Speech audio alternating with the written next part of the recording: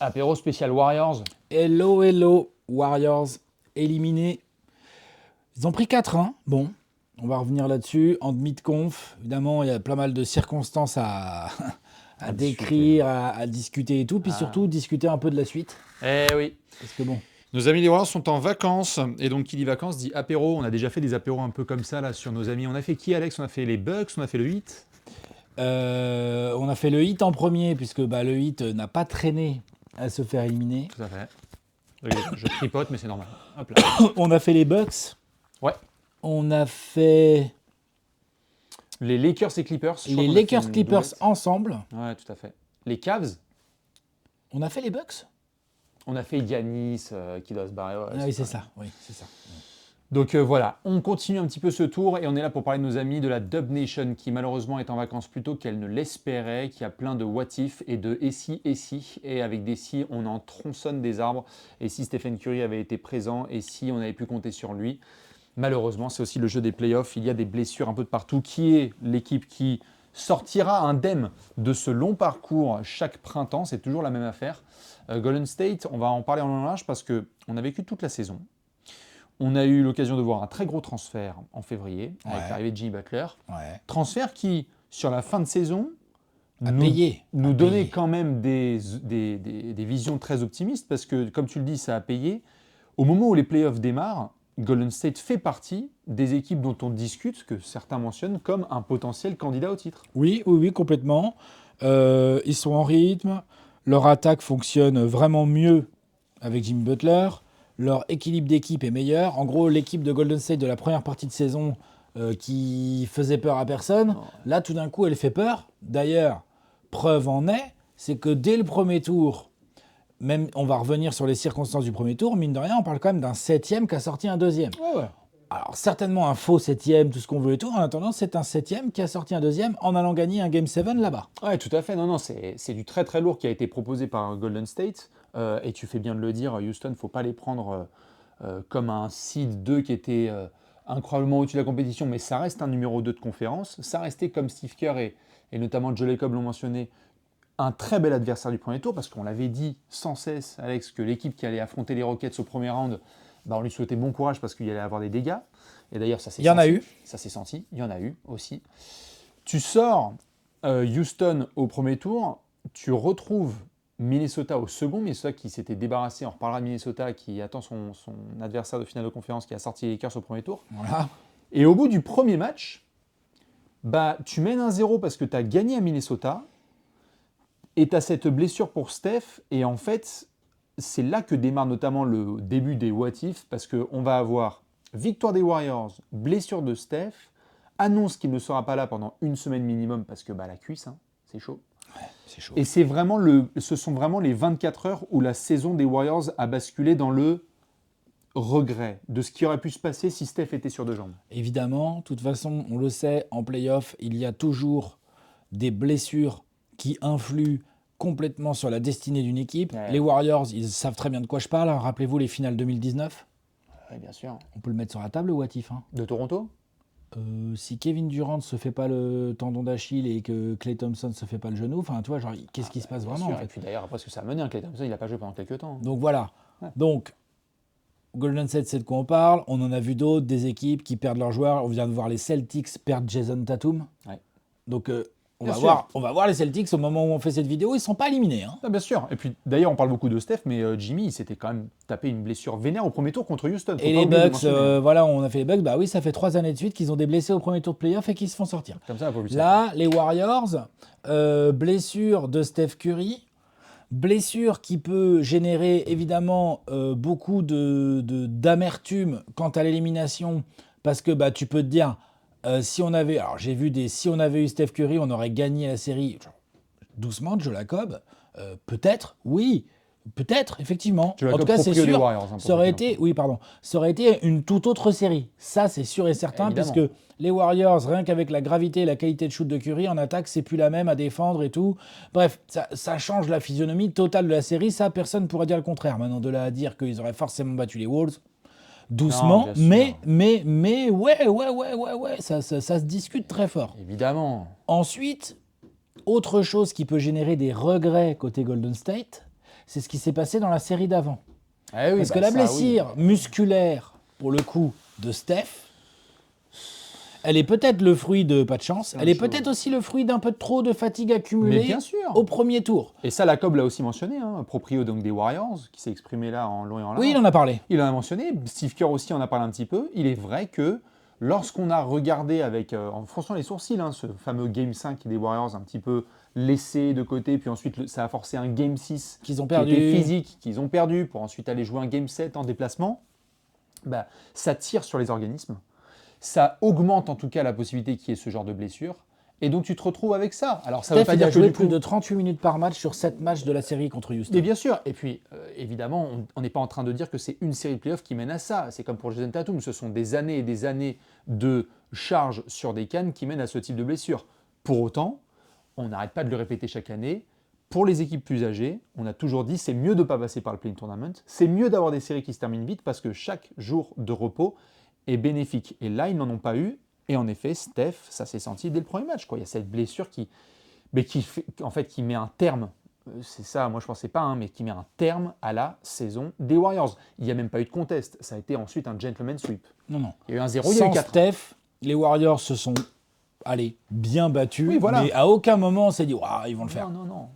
Il y a eu un très gros match de Jimmy Butler avec Jonathan Kuminga où je me suis dit, ils peuvent revenir peut-être à 2-2. Ou c'était 2-1, je crois que c'était 2-2. Mais bien que les fans des Warriors me disent, mais c'est le match qu'ils auraient dû prendre. Et ensuite, Minnesota a fini le boulot. Ouais, Minnesota a joué sérieusement. Ils ont fait le travail. Donc, ils ont fait le boulot. Et parfois, en effet, il y a des franchises comme ça. L'année dernière, on avait dit à Boston, bravo, le chemin des finales. Il y avait des mecs blessés en face dans tous les sens. Ouais, on a dit ça aux Pacers aussi, machin.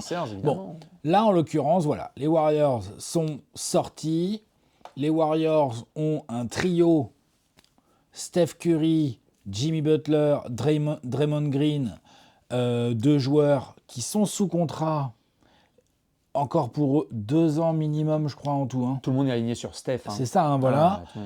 Mais qui, par contre, sont pas en train de rajeunir. Steph a 37 ans. Jimmy, il a quoi, 35, Jimmy 35-36, il va avoir les 37 après. Il a 35, il va avoir 36. 35. Et Steph a 36. Et Draymond est à 34. Ouais. Donc, en gros, comment une des questions... Bon, t'es éliminé. T'as les boules. Avec Steph, ça aurait été différent. Oui, évidemment. Voilà, mais malheureusement, c'est fait, on ne peut plus revenir dessus. Donc maintenant, tu as un été à gérer avec beaucoup de joueurs qui sont agents libres ou en fin de contrat ou des choses comme ça. Ouais. Et tu as la fin de carrière d'un des meilleurs joueurs de tous les temps à entourer et à choyer. Oui. C'est pas rien. Non, c'est énorme. pas rien. Mais c'est vrai que sur le postulat, moi, ce que j'ai bien aimé, parce qu'il faut être quand même positif dans cette histoire, malgré le fait que tu viens de te faire éliminer, moi, ce que j'ai bien aimé, c'est pendant des mois, on a tourné autour du dossier comment entourer Steph et Draymond pour donner à Stephen Curry l'opportunité d'être compétitif jusqu'à sa retraite. Ouais. C'était l'idée. Et on est passé par plein de dossiers. Il y a eu des rumeurs Paul George, il y a eu des rumeurs Lauri Markkanen, il y a eu des rumeurs Pascal Siakam. Tu sais, pendant des mois, on a eu des logos, on a eu des Photoshop de joueurs avec le maillot des Warriors. Ça a fini par Jimmy Butler. Et ça finit par Jimmy Butler. Et je veux mettre l'accent là-dessus parce que la patience du front office et notamment de Mike Dunleavy pour finir sur le choix Jimmy Butler, qui est quand même un jeu de patience parce qu'il faut attendre que ce soit la merde à Miami, que l'autre s'engueule avec Pat Riley, qu'il devienne disponible et qu'ensuite tu fasses le trade avec Andrew Wiggins.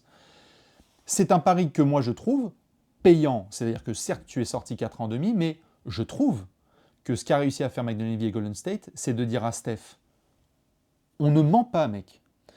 Quand on dit qu'on veut t'entourer pour faire en sorte que tu sois compétitif, ah non, mais oui. il y avait la base, c'est que le line-up avec Jimmy, Draymond et Curry, je crois, ils sont à 23 victoires en 30 matchs sur cette saison. Oui, et puis la défense est en place. La défense, ça gagne des games limite, c'est en attaque qu'il y aurait le plus de choses à taffer parce boulot. qu'on a eu parfois la sensation que ça attaquait un peu à 2, chacun. Enfin voilà. Mais c'est normal, tu dois intégrer du Jimmy Butler et tout, mais je leur fais confiance pour se mettre en ordre de marche pour la saison prochaine. C'est un pari réussi, ce transfert. Ouais, je suis d'accord. C'est un pari complètement réussi, donc pour autant, tu ne vas pas jouer l'horloge, tu l'as très bien dit, là, il y a 2 ans de contrat. Je vais vous montrer évidemment tous les éléments, ils sont ici, notamment au niveau contractuel. Là, c'est la saison 24-25, donc vous voyez, Steph, Jimmy et Draymond sont ici. Donc il y a le trio, ensuite il y a Buddy Hield qui est encore signé, il y a Moses Moody qui est sous contrat, il y a Podziemski qui est dans son contrat rookie, mais donc ça doit être une team option, enfin je veux dire, s'ils veulent garder Podziemski, et à mon avis ils veulent, il y a moyen. On va y venir. Trayce Jackson Davis, voilà, les jeunes ça va. C'est plus quel genre de choix tu fais, notamment avec Kevin Looney, avec Kuminga, Avec Kuminga, on avec va y Gary venir. Payton. Absolument. Il y a quand même des petits dilemmes. Il y a des gros dossiers. Et donc, pour faire les choses dans l'ordre, évidemment, la Dub Nation le sait. N'hésitez pas à aller les suivre. Anthony Slater et Marcus Thompson qui ont fait un très gros dossier sur The Athletic qui est sorti justement en quelques minutes, quelques heures après l'élimination des Warriors, sur laquelle ils reviennent sur plein d'éléments. C'est hyper intéressant. C'est de là que notamment vient la quote de Joe Lacob qui dit que s'ils avaient Steph, ils auraient remporté la série. Bon, il y a quand même des éléments importants dans ce dossier que je vous conseille vivement de lire. Si ça te va, Alex, je te lance sur la plupart de ces dossiers. Vas-y. Comme ça, je vais avoir un peu ton avis et puis ça me permet d'avoir l'avis des gens. Soit vous êtes fan de Golden State ou autre. Le premier dossier, le plus important, c'est Jonathan Kuminga. Jonathan Kuminga, dans quelques semaines, il sera agent libre restreint. C'est-à-dire qu'il est sur son contrat rookie et que les Warriors vont mettre la qualifying offer, je pense, pour s'assurer qu'ils aient le droit de matcher n'importe quelle offre signée par Jonathan Kuminga cet été.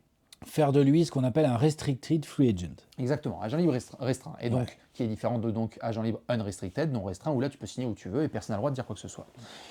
Ok. Sur le dossier Kuminga, Alex. Mais le but, c'est de matcher ou le but, c'est de pouvoir monter un sign and trade? Alors justement, je te fais l'historique comme ça, tu me dis après ce que tu penses de ce qui va se passer. On a vu sur la fin de saison qu'il était hors de la rotation. Il est même sorti de la rotation totalement, et le match face aux Clippers, et même face aux Rockets. On ne l'a pas du tout vu face aux Rockets, Jonathan Kuminga. Non. Par contre, face aux Wolves, on l'a vu. Ah ouais, ils l'ont sorti. Et on l'a bien vu. besoin de lui. Et on l'a bien vu. Je veux dire, il n'y avait pas Steph, il y a eu des espaces, c'est un autre registre de jeu. Il a été bon, Jonathan Kuminga. Comment est-ce que tu abordes le sujet? Parce que ce qui a été rapporté par Marcus Thompson et Anthony Slater, c'est qu'il va y avoir des scénarios de sign and trade qui vont être explorés. Oui. Kuminga, il a de la valeur là sur le marché. Il a de la valeur. Il y a des équipes que ça intéresse. Absolument. On en parlait là dans la C'est un bon joueur, il a plein de qualités. Un ailier un peu explosif qui faut y aller, tout à fait. T'as ça. Tu as Steve Kerr qui parfois voulait pas l'utiliser parce que c'était compliqué dans le line-up avec Stephen Curry. Tu as Joe Lacob qui est amoureux de Jonathan Kuminga, qui a dit moi franchement je l'adore, c'était d'ailleurs son choix à la draft. Comment est-ce que ça va se dérouler ce dossier, qu'on en parle un peu, et selon toi comment ça va se passer? Parce que Kuminga, là, sa valeur elle a chuté et ensuite elle est tout de suite remontée avec la série contre Minnesota.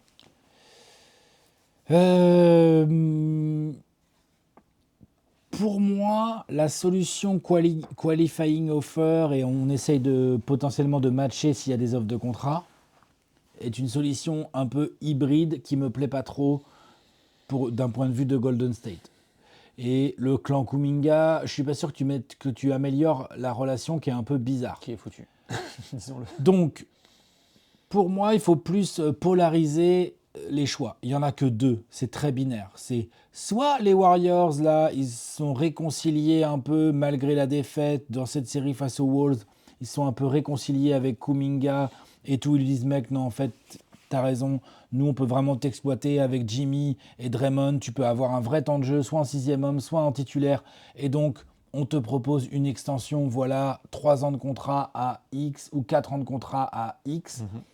À voir combien, tiens, c'est la gourmandise. Combien, pour toi, Kuminga, à combien il doit et peut prétendre à l'année, là? Ben, c'est ça toute la question. C'est qu'en 28 fait, c'est ça, c'est que 30 tu peux être jusqu'à 30 millions la saison pour Jonathan Kuminga. Et je sais que certains vont hurler, mais lui, en tout cas, il ne voudra pas être forcément 6e homme. Il vient d'être mis un petit peu à la niche, excusez-moi de l'expression, pendant plusieurs semaines.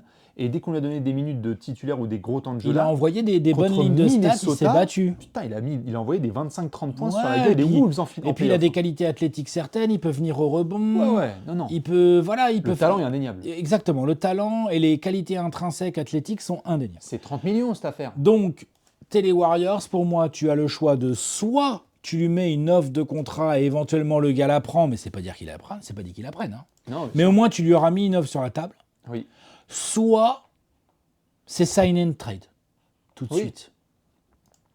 Tu trouves une équipe qui a envie de Kuminga, dans laquelle Kuminga il pense qu'il va être titulaire. Oui. L'équipe du coup elle met carrément 35 millions sur Kuminga, tu vois, à la Jalen Green ou je sais pas quoi là, ces gars-là. Et voilà, et Kuminga il s'en va, et toi les Warriors, comme c'est un sign and trade, tu as quelques assets, à voir lesquels, à voir comment ils rentrent dans ton salary cap, à voir jusqu'à quel point tu as les joueurs qui t'intéressent et tout. Après, tu as d'autres problématiques, c'est un sign and trade, mais au moins, tu le perds pas contre rien, parce que là, attention, il y a aussi des chemins où ça se passe pas bien, il refuse l'extension, il n'y a pas de sign and trade qui est monté. Ok, il y a la qualifying offer, mais en gros, tu as encore un mec saoulé et dans un an, pour le coup, il part vraiment contre zéro. Ah, et ça c'est Ça, c'est impossible côté Warriors. impossible. Et vraiment, là, je Tu dis peux pas face te permettre. caméra, Joe Lacob ne laissera pas ce scénario Bah avoir lieu. non. Donc moi, je dis, dans ce cas-là, ça va partir en sign and trade. Sign and trade, on est d'accord, c'est le plus probable. Ouais. Tu me posais des questions au niveau contractuel. Jeremy Grant, ailier, athlétique, un peu plus expérimenté, qui a pris 30 patates l'année à Portland. Ils n'arrivent pas à le trader. Si- Tout à fait. Si tu es agent de Kuminga, tu dis oui, bonjour, voici ma base. Bah oui. Voici ma base. Nous, complètement. on a été champion NBA, on a du talent, on a du potentiel et je mets 30 points quand je peux en Complètement. playoff. Combien il gagne chez toi, là, Devin Vassell? Moins, c'est entre 20 Je et dis 25. chez toi, Bastien, Ouais, hein, je c'est sais. pas dans sa maison, mais vous Là, avez maintenant, ça a compris. kické, c'est 30 millions. Tiens, Devin Vassell, 29. Ouais, tout à fait. ça discute, non? Ouais, tout à fait. Ça discute. Combien il gagne Andrew Wiggins, c'est 25-26. Andrew Wiggins, ouais. Tout à fait. Non, c'est ces ailiers-là. Hein. Combien il gagne à Raptors, là Brandon Ingram, tous ces gars-là, là, ils gagnent combien, là? Je sais plus combien il a pris entre Brandon Ingram. Il est là, RJ Barrett. 26, RJ Barrett, tu vois? Ouais. C'est là, il est là, Non, mais Kuminga. bien sûr, bien sûr. Bah, tu peux essayer d'avoir ce type de contrat. J'ai l'impression que là, c'est bizarre parce qu'en même temps, tu as des déclats comme Jimmy Butler qui dit, et je trouvais ça formidable, où il dit j'ai envie de travailler avec Kuminga cet été, Ouais, mais oui. si ça se trouve, mais ça se trouve, il va pas travailler une seule minute avec Kuminga cet été parce que Kuminga, il portera le mieux d'une autre franchise. Non, mais ça. Il y a du monde qui pourrait être C'est intéressé sympa de la par part de Kuminga. Butler, de faire le job pour Ouais. bien s'intégrer et d'être dans l'esprit et tout, mais c'est pas une décision qui lui appartient, clairement. Non. Mais pour ces franchises, Alex, dont on parle, qui ne sont pas des gros marchés et qui voient un joueur comme ça disponible, oui, non, mais ça elles vont intéressant. mettre un tarot. Franchement, les Warriors, si vous voulez Bradley Beal, on s'arrange. Kuminga à Phoenix, entre Kevin Durant et Booker, non? Il serait pas bien là-bas? Si. J'essaie de fourguer la salade. Ah, je hein. sais que tu as essayé de Tu sais fourguer qu'il va y avoir du boulot. Hein, Vous allez l'entendre pour avec fourguer la cet été, salade. hein. Non, mais c'est vrai À que c'est chaque chaud. trade, je vais être là. Où? Là? Nous, on est dispo. On a des contrats à Nous, filer. dispo. On a des contrats. Bien sûr. Tu as ce dossier Kuminga où, en effet, on va voir ce qui se passe, mais l'amour de Joe Lacob pour Kuminga est bien connu et je trouve qu'il y a un espèce de semi-clash entre Joe Lacob et Steve Kerr là-dessus, même s'ils s'entendent très bien les deux, hein. Mais sur la présence de Kuminga sur le long terme, parce que je pense que Lacob le voit comme une des pièces fondatrices de la suite, et que Steve Kerr dit « tu me fais chier, j'arrive pas à les faire jouer ensemble ». Ouais, je suis d'accord. Et moi, il y a un autre truc aussi, c'est qu'on se focalise beaucoup sur le cas Kuminga, côté Warriors, et je le comprends. Parce que, comme tu viens de le dire, il y a peut-être Steve Kerr et Joe Lacob qui sont pas tout à fait sur la même longueur d'onde, parce que c'est un jeune joueur, parce qu'on voit bien qu'il a du potentiel et tout, machin. Mais n'empêche que il y a la solution du sign and trade. Oui. Elle est faisable, parce que tu es dans la période où il reste encore un an, qualifying offer et tout, machin. À titre personnel, je suis tout aussi embêté par les situations Gary Payton et Kevin Looney, moi. Dans le sens où ce sont des vrais agents libres Oui. qui peuvent avoir des sollicitations là à la free agency Oui. sur lesquelles tu n'as aucun contrôle. Tu pourras pas dire je m'aligne, je match. Si Gary Payton 2 Non. il dit tu matches quoi? Parce que moi en fait je m'en vais là aux Clippers, c'est bon. Hein. Ciao ciao, Alors oui, tu vois. en effet, sur ces dossiers, c'est marrant. Donc ce sont des dossiers, évidemment ils peuvent paraître moins importants en termes de potentiel et d'avenir pour les Warriors, mais les Warriors, ok, je sais qu'en tant qu'équipe, ils doivent construire la suite et tout, mais ils doivent aussi construire les 2 années qui Ah, mais viennent c'est les 2 années qui viennent, c'est même pas la suite. pour je suis que, désolé. quand même, si, ils doivent construire l'après-Curie quand même dès je- maintenant. Mais je crois pas. Un peu. En fait, Ils peuvent. bah, Kuminga, dans ce cas-là, tu sign and trade. Hein. Et c'est ce qui, je Tu pense, va sign and passer. trade. Parce qu'on sait d'ailleurs, beaucoup de gens se sont d'ailleurs aux États-Unis foutus de la gueule des Warriors lorsque Joe Lacob parlait de la two timeline, où il disait on est la meilleure franchise possible parce que non seulement on peut être champion, mais en plus on développe des jeunes. Et ça s'est pas bien passé. James Wiseman et compagnie, en fait, ce n'était pas possible d'avoir 2 timelines. Soit tu es compétitif et tu joues le titre, soit tu es en full développement de tes jeunes. Il n'y a pas deux, on essaie de faire les deux en même temps, c'est trop compliqué, c'est rarissime. Même là, certains qui vont me sortir le Thunder, tu es déjà dans le on joue le titre maintenant. Preuve étant, ils essaient de rajouter des Hartenstein, des Caruso et compagnie. Donc, ils vont tout donner sur les 2 prochaines années, de mettre des joueurs d'expérience. Donc tu sign and trade Kuminga. Donc Kuminga, je pense que ça va finir en sign and trade. Sur Gary Payton et Kevin Looney dont tu parles, Payton, si je dis pas de bêtises, je laisse les fans de Golden State me confirmer, il était parti notamment pour signer un joli contrat, un pactole à Portland, et finalement il est retourné dans un transfert à Golden State. Je crois qu'il est très attaché à la franchise, à sa place dans l'effectif, à ses responsabilités. Je le vois bien rester sur un tarot honnête, Gary Oui. Payton 2. C'est possible, bien sûr. Mais jusqu'au moment où, j'en sais rien, moi, Une autre franchise va mettre peut-être un gros tarot. telle ou telle franchise lui dit, mec, Viens. Et c'est là que je me demande Regarde, comment les ça se Nuggets, fait. ils n'ont pas pu garder Bruce Brown comme ça. Tu Tout vois. à fait. Par exemple. Hein. C'est sur Kevin Looney que là, en effet, on peut rentrer en détail par rapport à ce que tu mentionnes, c'est ce poste de pivot, parce que ça a été tout de suite remarqué par Mike Dunleavy et Joe Lacob, c'est ce poste de pivot qui va être très probablement le poste où ils vont chercher le plus d'aide, apparemment oui. côté Golden State. Qu'est-ce que tu fais par rapport à un, Kevin Looney, et deux, quelle cible t'aimerais avoir sur le marché? Tu laisses Looney partir et tu te dis que tu vas signer quelqu'un d'autre avec ta mid-level. Parce que là, ils ont que ça, hein, ils ont que la mid-level, je pense, eux. Ils sont hors cap. Ouais, eux, à mon avis, sur les Ah, ils dépenses sont totales, hors cap ou ouais, pas loin, ouais. quoi. Parce que surtout, si tu comptes signer Gary Payton 2, un petit contrat, t'as encore Moody, t'as Buddy Hield, et il va falloir quand même signer d'autres gars. Je veux dire, je sais pas ce que tu vas faire, des Quinton Post, des Pat Spencer, des machins. Enfin, tu vois, il y a des mecs à signer un peu. Donc je pense que c'est. Après, tu peux. Parce que tu penses qu'ils vont pas garder Looney? Je veux dire sais que pas. c'est pas Looney le pivot dans leur tête? Je pense il a reculé dans la rotation et c'est Ouais. devenu notamment un remplaçant. Ouais. Après avoir été souvent Moses Looney, titu, Ouais, très bien, ouais. de l'année de titre. Enfin, je veux dire, Looney, il est titu, je crois, l'année du titre. Ah bah, bien Hein. sûr. Si je dis pas bêtise, il a reculé, mais ça reste un soldat de la franchise. Je pense que comme Gary Payton 2, je le vois assez bien essayer peut-être de prendre un tarot. J'aurais plus de doutes sur Looney que sur Gary Payton 2. Je pense que Looney peut être capable d'aller ailleurs. Donc ce serait dans le sign and trade de Kuminga que tu essaierais d'avoir un pivot? Alors, Pourquoi pas, hein. tu as celui-là, tout à fait, et tu as un autre dos qui est quand même Podziemski. Parce que C'est-à-dire Brandin Podziemski, pour ceux qui... Il est encore sous contrat, lui. Alors, il est tout à fait sous contrat, mais c'est là que vient notamment le dossier fameux de Anthony Slater et Marcus Thompson. Ouais. Il s'avère qu'après ses très bons débuts en NBA, où il a pris la place de Klay Thompson, notamment dans la rotation, Ouais. sa valeur, elle est devenue tout de suite énorme. Ouais. Et les Warriors ont obtenu des demandes et des offres sur Podziemski il y a quelques mois. D'accord. Alors il vient d'arriver en NBA, tu vois. Ouais. Et Golden State a dit non, nous la porte elle est fermée, etc. La valeur de Podziemski, il a des qualités, il a des faiblesses, c'est un joueur bon shooter capable, passage en force, Défense, basket, hein. un peu de grinta, tout à fait, il a des choses. Mais donc, si on parle de Podziemski, c'est parce que c'est un des rares joueurs de l'effectif qui a une excellente valeur. Ouais. De transfert, je parle. Ouais. Alors peut-être que toi tu vas me dire non, mais Podziemski on n'y touche pas, t'as vu déjà qu'on n'a pas beaucoup de snipers, en plus de ça on va enlever Podziemski, mais en même temps, est-ce que c'est pas aussi contre Pods, en plus de Kuminga, que tu peux avoir du renfort vétéran capable de t'emmener jusqu'au titre? Si, non, mais moi je dis pas du tout on touche pas à Podziemski. Hein. Je dis juste que, ok, mais du coup, comme son contrat est pour l'instant rookie, et donc C'est en un gros. excellent contrat. Oui, c'est un excellent contrat, mais il va falloir que tu rajoutes des joueurs. Si Oui. tu veux aller chercher un All-Star ou un semi-All-Star, il faut que tu remettes des joueurs, il va te faire des cap fillers. Enfin, tu vois, Absolument. il y a tout un truc à construire.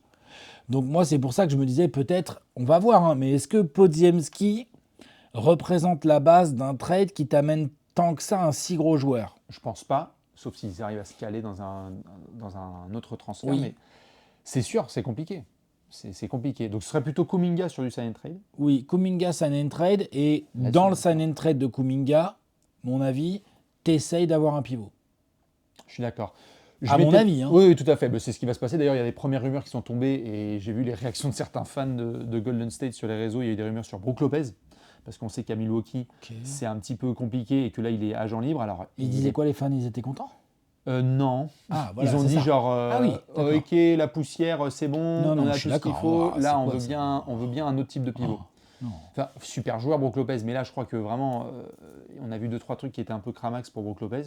Ouais, non. Il est capable encore de rendre des services, mais je sais pas si c'est vraiment le profil idéal pour Je Golden prendrais State. plutôt un rim runner. Pareil, en espérant que ça se transforme pas en projet Wiseman comme ça a eu lieu. J'irai voir Dallas, quoi. Je dis. Oui, J'irai voilà. voir Dallas, vous avez trop de pivots. Puis en plus, vous allez ajouter le first pick de draft, donc ça se passe comment pour Lively ou pour C'est ça. Gafford? Ah, oui, bien sûr. Eh, tu mets un Gafford à Golden State, là, avec Draymond Green et Butler et Steph, c'est pas mal, c'est intéressant, je trouve. C'est hyper intéressant, tout à fait. À une question exception près, c'est la façon dont Steve Kerr voit avec son staff le line-up, le meilleur line-up de Golden State sur les prochains mois. Parce que s'il y a bien un souci dont tu as parlé, que Golden State a offensivement aussi, c'est qu'on n'est pas trop sur les mêmes snipers et la menace globale de snipers qu'il y avait avant. Des line-up avec un rim runner, Jimmy Butler et Draymond Green, ton spacing, mec, c'est quand même bien moins bien que ce qu'il pourrait y avoir avec le Oui, meilleur mais le shooter de tous les problème, temps. c'est pas ton rim runner.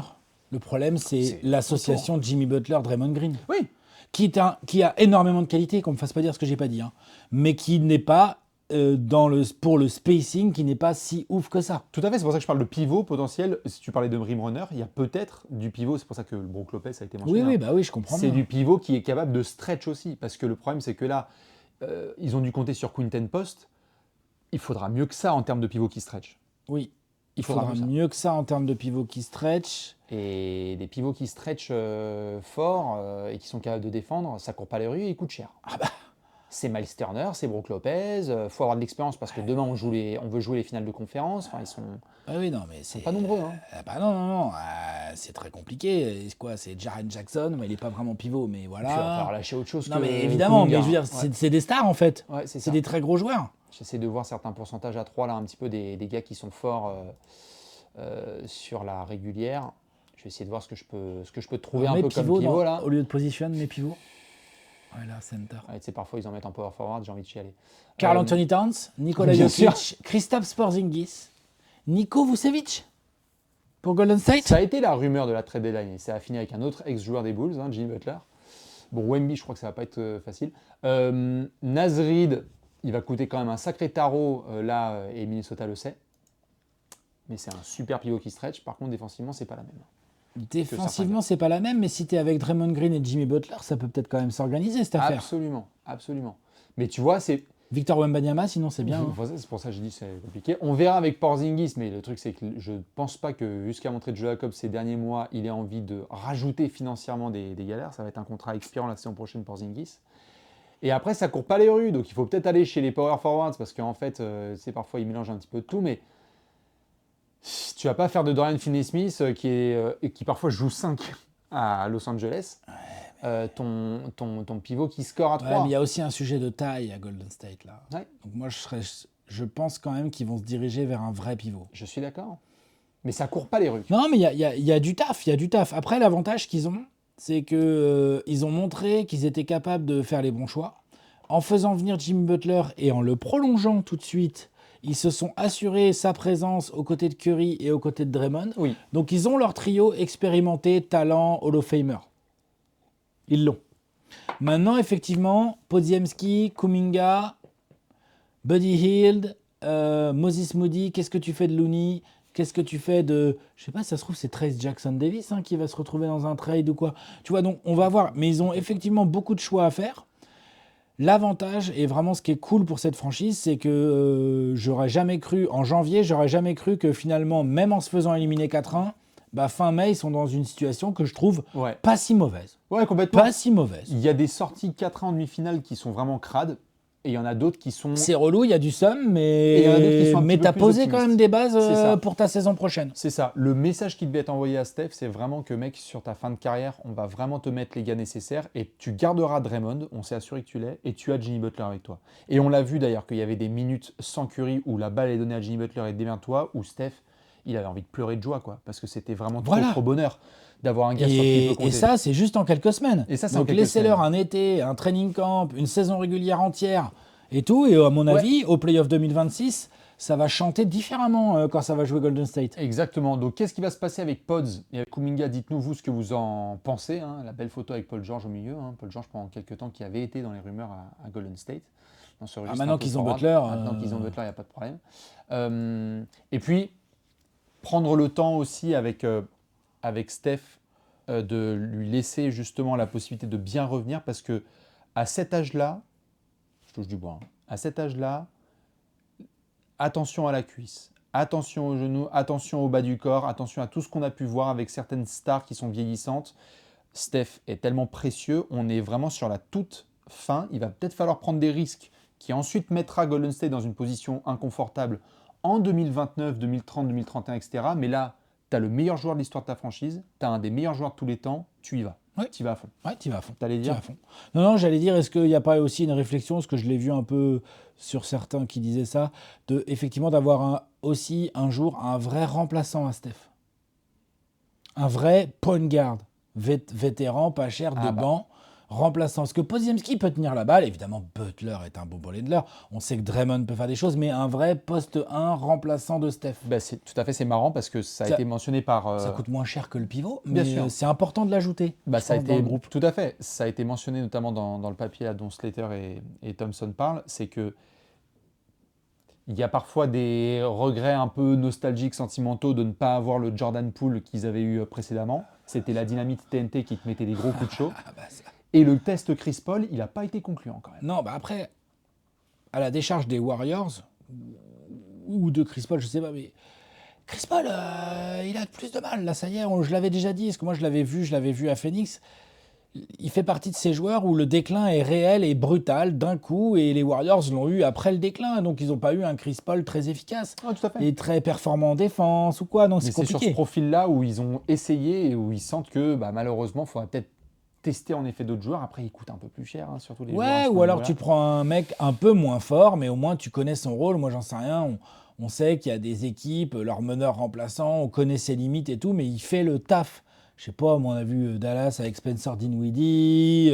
Tu vois, ce genre de type, quoi. Ouais. Ou ça va être le développement, comme ils le Un disent. Dylan Wright, un gras, on sait, le plafond, il est atteint, machin et tout, mais Ouais, ils avaient t'es essayé. content, en fait, de le foutre sur le terrain, quoi. Je crois qu'ils avaient essayé Dylan Wright aussi. Phoenix qui a récupéré Tyus Jones la dernière intersaison, ça a rien donné, mais tu le mets derrière Steph Curry aux Warriors, moi je pense que c'est intéressant. Normalement, c'est l'idée. Donc, on va voir sur le dossier Podziemski, ils espèrent justement que ça puisse devenir dans le développement une forme améliorée de Jordan Poole, c'est-à-dire un super scoreur capable. Il n'a pas du tout la même confiance démesurée que peut avoir Jordan Poole. Par qui contre, avait il des coups de défend feu. mieux. Hein. Par contre, il défend mieux et il s'intègre beaucoup mieux dans l'effectif d'un point de vue propreté du jeu. Oui.